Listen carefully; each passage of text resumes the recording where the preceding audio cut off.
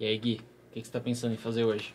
Nada demais, tava pensando em pegar o Corão, ir numa mesquita e comer carne de porco tomando vinho. Que história é essa? Ou depois também ir numa sinagoga e comer mais carne de porco. Vagabundo! Ou ir de repente numa igreja cristã e comer hóstia sem ser crismado. Safadeza! E também tava pensando em fazer tatuagem, botar piercing. Tava pensando em ir num templo hindu e de repente comer uma picanha. E também fazer um outro casamento gay com o meu marido gay. Em cada uma dessas respectivas religiões. Também pregar os Vedas na sinagoga e pregar a Torá no templo budista. Também tava pensando em pregar o Tripitaka numa mesquita e depois pregar o Corão dentro do templo de Kashi Vishwanath. O que você acha? Uma boa ideia. Baseado nas minhas buscas e nos estudos que eu tenho tido com os mestres e suas vidas e suas genialidades, tenho pensado, ante a minha suposta rebeldia, porque é assim que o povo, em alguns círculos espirituais que eu circulo, me consideram, sabe, Matheus? O povo do Vimasha Foundation, porque o Acharya brincou, falou que eu sou o Bhairavadasa, não sei o quê, e que todo lugar precisa de uma pessoa que nem eu, pra remover a craca espiritual, qualquer coisa assim. A galera acha que eu sou um bruxão das trevas! Talvez eu seja. Talvez eu só seja o chato que questiona. Mas esse cara aqui, o Rabino Newton Bonder, ele é primo do Super. Eu ouvi a risada dele aqui. Então esse cara aqui escreveu alguns livros brilhantes. Ele tem um trabalho muito legal. E esse livro aqui, especialmente, me diz muito sobre o que é sabedoria espiritual. Porque se você pensar bem, não dá para ser lúcido, consciente e verdadeiramente espiritualizado, ou verdadeiramente religioso, ou verdadeiramente sábio, sem ser herege, no sentido de que você vai ter de fazer contestações bastante veementes para ou contra o status quo, contra os costumes, contra o pensamento conformado, desatento e engessado do grupo, da sociedade, do tempo no qual você está, se você quiser ver o sagrado como infinito e absoluto e pleno, e não como uma circunstância do seu ego e da sua vaidade.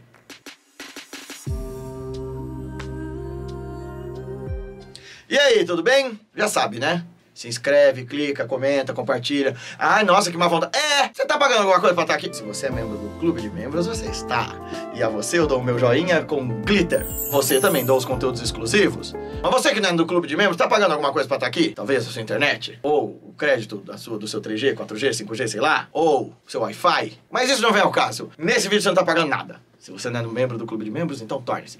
E esse conteúdo é dedicado àqueles que querem refletir mais profundamente sobre a vida, falar sobre filosofia, bem-estar, meditação e de maneira bem humorada. De verdade, gente, eu fico fazendo essas graças e tem gente que acha ruim e tal. Isso é didática. É de alguma maneira essas interjeições, esses cortes, essas brincadeiras que a Isa faz que eu acho brilhantes, e são mesmo, são para que você assimile conteúdos densos de maneira mais fácil. Eu fiz um outro vídeo esses dias sobre todo fanatismo ser diabólico, e eu fiz isso num sentido profundamente filosófico. Eu achei denso enquanto eu tava falando. Ficou, né? Ficou espesso, como aquele feijão que você abre um pote de sorvete na geladeira pensando, sorvete, pá, é um feijão. Ficou sólido, assim. Precisa ser colocado no micro-ondas e repreparado para ser digerido, né? Sim. Mas você gostou, pelo menos? Sim. Ele tá balançando a cabeça. Tô parecendo o espanta-tubarões. Agora, acene a cabeça se tiver entendido. Agora me diga se você acenou com a cabeça. Acene com a cabeça se tiver entendido. Agora me diz se acenou com a cabeça.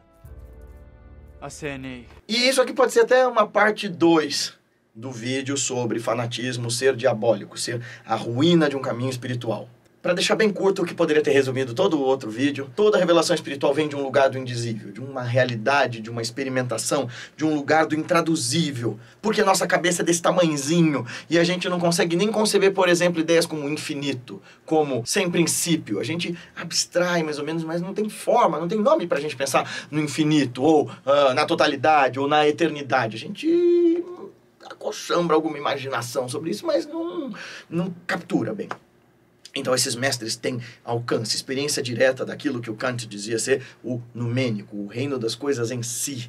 Só que quando eles vêm trazer para cá essa nova mensagem potente de liberdade, de transformação, de oportunidade, de conhecimento e tal, eles circunstancializam essa mensagem ao seu tempo, cultura, língua, etc. e tal. E como tal coisa, como tempo, língua, local e cultura, são coisas contidas no tempo, essas revelações terão prazo de validade. Ensinamento espiritual tem prazo de validade. E a mensagem de liberdade, de pujança, de grandeza, de glória, de magnificência espiritual que os mestres trazem, é sempre capturada diabolicamente pelos moralistas, pelos dogmáticos, pelos doutores da lei que estão a serviço do próprio medo, do próprio ego, da própria ignorância e que querem usar de religião, que é a coisa mais fácil do mundo, para controlar, para induzir ao medo, para castrar, para tolir. Quer fazer um povo ficar violento? Proíba eles de ter relações sexuais, proíba eles de terem conflito próximo entre si. Direciona essa raiva para um inimigo externo. A gente tem exemplos históricos dos mais diversos dentro e fora das religiões para isso. Contém as paixões e os apetites do ser humano e do mundo sem que essas pessoas possam ter maturidade para entender esses apetites, essas paixões, e essas pessoas ficam neuróticas. Então é muito interessante e perverso e diabólico transformar as religiões em meios de manobra, de massa, de controle de massas e tal. Até porque tem uma função, e eu falo disso lá no outro vídeo, da religião, que é essa de exprimir, de coordenar, de conduzir, de aglutinar uma cultura. Beleza. E aí? O que isso tem a ver com você? Tudo, porque mesmo que você não seja nada religioso, você é constituído, como bem diria o Jung, como homo-religiosos. Quer dizer, e homo-simbólicos também. Quer dizer, a estrutura da sua psique está profundamente calcada nas religiões da sua cultura e nos simbolismos que essas religiões contêm em si. Então, se você quer entender a sua vida e entender como é que a sua mente funciona, suas motivações, seus medos, sua coragem, você precisa entender os signos, os símbolos e a estrutura psíquica da sua sociedade a partir das religiões que ela professa, das crenças que ela tem. Mas a função da religião não é só para você ter um entendimento primeiro de você aí enquanto indivíduo. É para você chegar a algum lugar de percepção espiritual mais profundo. Só que isso não dá para fazer sem você ser herético. É nisso que se concentra a ideia e a tese do Rabino Newton Bonder no livro A Alma e Moral, no qual ele diz que a alma, essa instância mais profunda, mais conectada, mais próxima de Deus, ela é imoral, ela vem contestar a moral. Ela olha para os costumes, para justamente esses códigos de leis que as religiões desempenham como função, e elas questionam, a alma questiona essa moral. Ele fala para nós o seguinte, ele usa um binômio, ele gosta muito de fazer esses pares, né? Nesse aqui, por exemplo, ele usa tradição e traição. Num outro que eu gosto muito, ele usa segredo e sagrado. E aí, ele fala para nós sobre a moral o seguinte, que é muito interessante, sobre a tradição. Tradição e traição são duas palavras de escrita e fonética tão semelhantes em nossa língua, quanto são interligadas em seu significado mais profundo. Tradição é a palavra que veio representar a tarefa do próprio instinto, assumida pela consciência humana. Preservar-se como espécie na dimensão da consciência é estar atento aos ensinamentos sociais que se preocupam com a preservação do desígnio e do sentido maior de nossa existência, a reprodução. São três principais áreas que compõem a tradição. A família como estrutura artisticamente moldada para melhor atender os interesses reprodutivos em determinado contexto socioeconômico. 2. Os contratos sociais fundamentais para a manutenção de uma convivência que propicie as melhores condições de preservação da vida e sua reprodução. E 3. As crenças engendradas para oferecer respaldo teórico e ideológico à preservação da vida, da espécie. O animal moral tem na tradição um instrumento fundamental para a sua preservação. Então, a tradição é o que nos resguarda do nosso pavor de perceber que a gente é um nadica de nada nesse universo e que a gente precisa de alguma forma dar continuidade à nossa vida, mesmo que seja através dos nossos filhos e os filhos dos filhos deles. A traição, por outro lado, é a contestação desses dogmas que serviram tão bem para os nossos antepassados, sei lá, 3.000 anos atrás, 200 anos atrás, 50 anos atrás, e que agora não servem mais. Faz sentido para você o livro de Levítico? Porque é esse livro que as pessoas enchem o saco quando querem falar para a pessoa que é, o cristão, por exemplo, que é errado, que é abominável ser homossexual. Então, só que o livro de Levítico foi um livro de leis escrito na época que o povo hebreu estava saracuteando pelo deserto, sem terra, sem nada, e que você precisava preservar a espécie. Eu não sei se você sabe, mas 2 homens ou 2 mulheres não reproduzem. Nisso Levi Fidelix, aquele escroto, tava certo. Mas, de fato, a relação íntima homossexual não produz bebês. E naquela época você precisava preservar a espécie. É esse mesmo livro que diz que é abominável ser homossexual, que também fala que você não pode comer frutos do mar, que você não pode comer um monte de coisa. Ora, por quê? Porque se você, brasileiro desavisado, come um espetinho na praia e quase morre de piriri, ou vai pra Índia e toma uma água de coco e dá tudo errado, imagina 3.000 anos atrás. Imagina nos tempos do profeta Mohammed, imagina nos tempos de Jesus, imagina quando os Vedas foram escritos. A gente fala tanto, com tanta celebração sobre os gregos, mas o Aristóteles dizia que o cérebro é uma ventoinha do coração. A função do cérebro é resfriar o coração, que é o centro da consciência. E ninguém vai contestar o fato de que o Aristóteles era profundamente inteligente, sábio, versado em um monte de áreas. A questão é que ele não sabia tudo. Mas o Aristóteles é um filósofo. Você está tratando de uma revelação espiritual. Esta é eterna. Bom, então, primeiro, no Islã, por exemplo, entre os mestres da falsa filosofia ou do sufismo, o Aristóteles e o Platão são considerados mestres.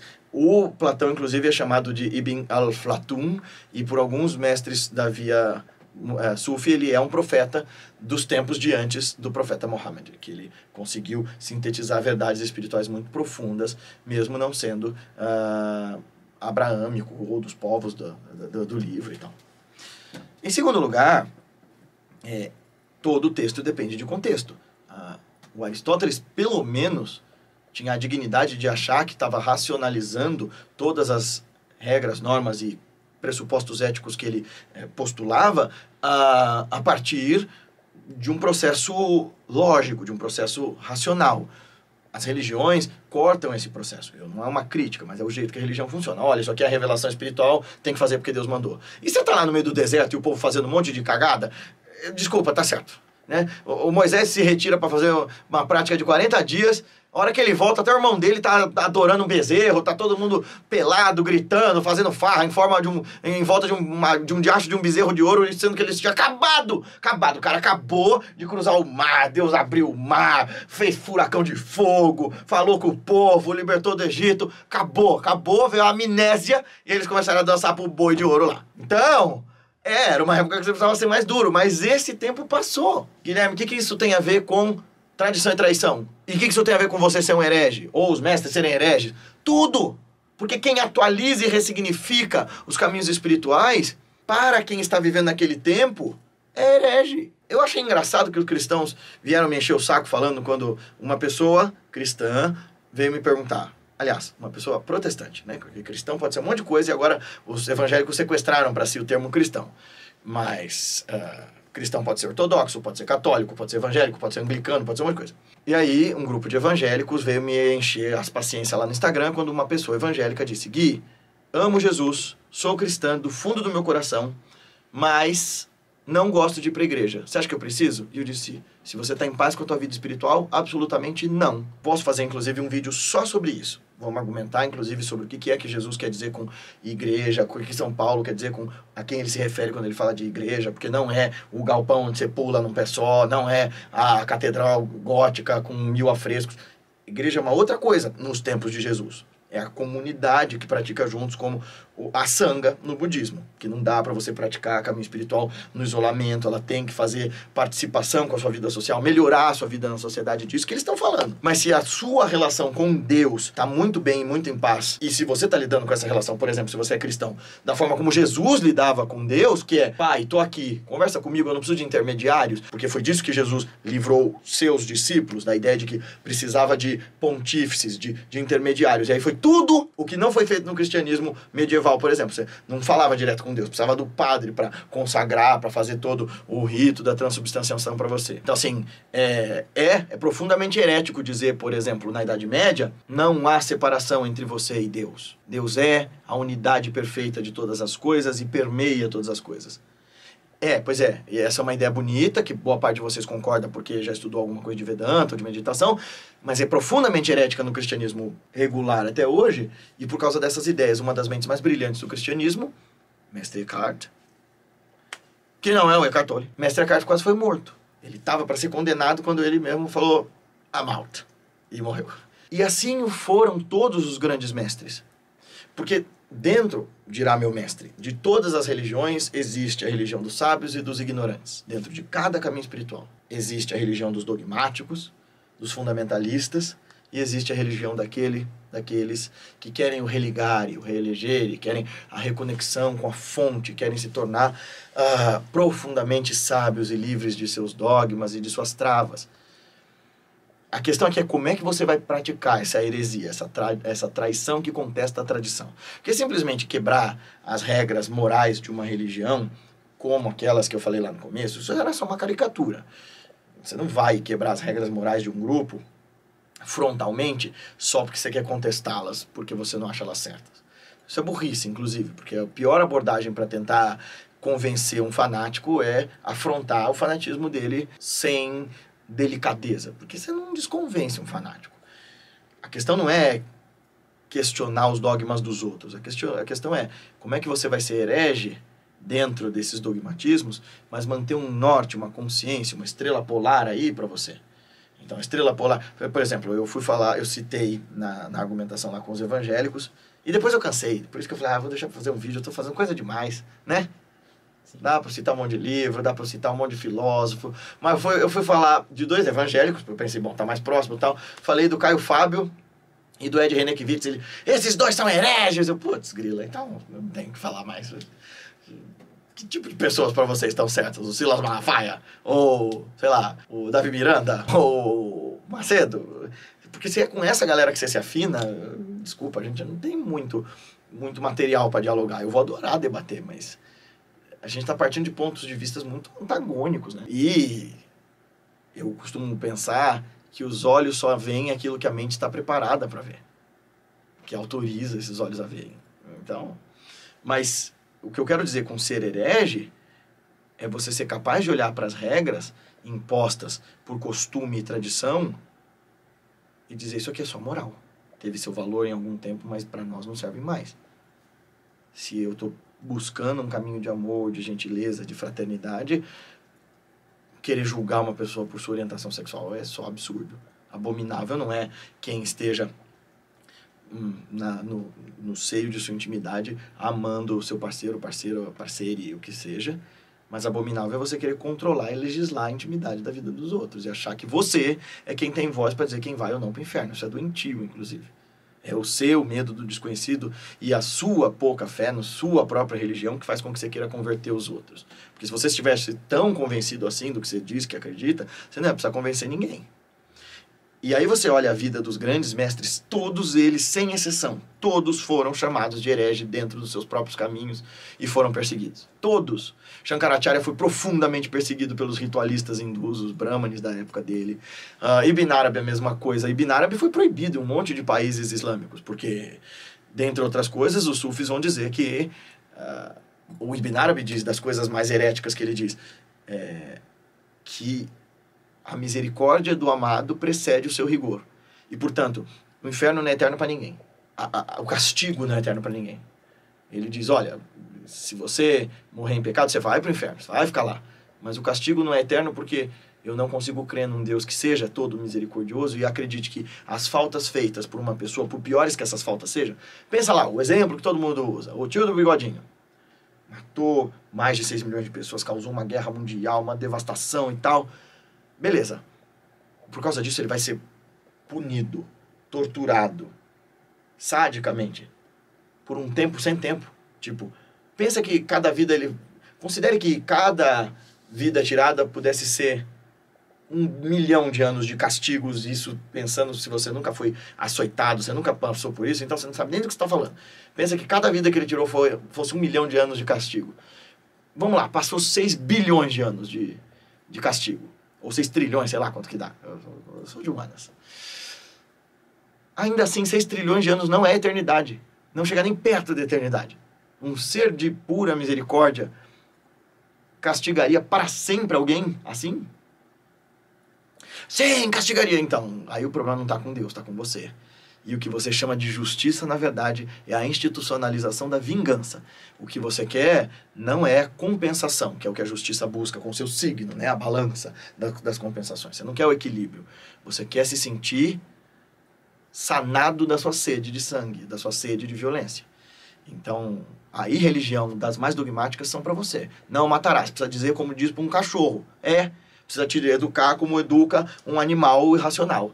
Junto, senta, não come, não bate, não morde, não late, não morde o tapete. Para essas pessoas, religião dogmática funciona. Para aqueles que queiram a verdade eterna, que queiram a liberdade última, que queiram moksha, a iluminação, você vai ter que questionar muito a si mesmo, fundamentalmente. A traição fundamental, a heresia fundamental é de você supor que você não seja o centro do universo.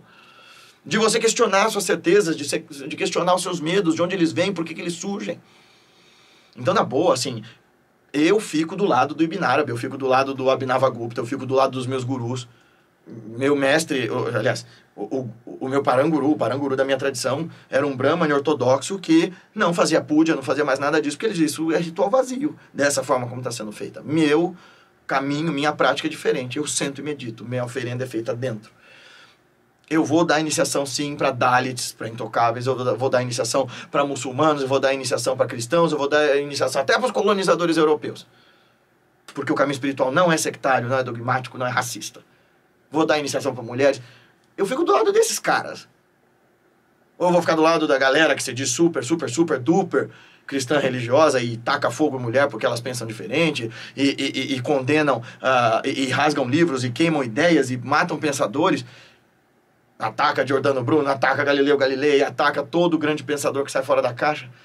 Eu fico com os heréticos, eu fico com os hereges. Eu me assumo como herege com orgulho e com vontade e com uma certeza prístina, lúcida e racional de que o caminho da heresia, nesse caso, contestando os dogmatismos das religiões empedernidas que autorizam, inclusive, abusadores e enganadores, farsantes da fé, a falar em nome de um Deus que eles sequer conhecem e talvez nem acreditem, eu fico com o lado dos hereges ao invés de ficar com o lado dos doutores da lei. Até porque esse é o lado que ficaram São Francisco de Assis, Santa Teresa d'Ávila, Jesus Cristo, e todos os mestres a quem eu me curvo e reverencio, inclusive o profeta Mohammed, dentro do seu próprio tempo, contestando os dogmatismos das tradições politeístas árabes que ele combateu fervorosamente para fundar o caminho que ele inaugurou.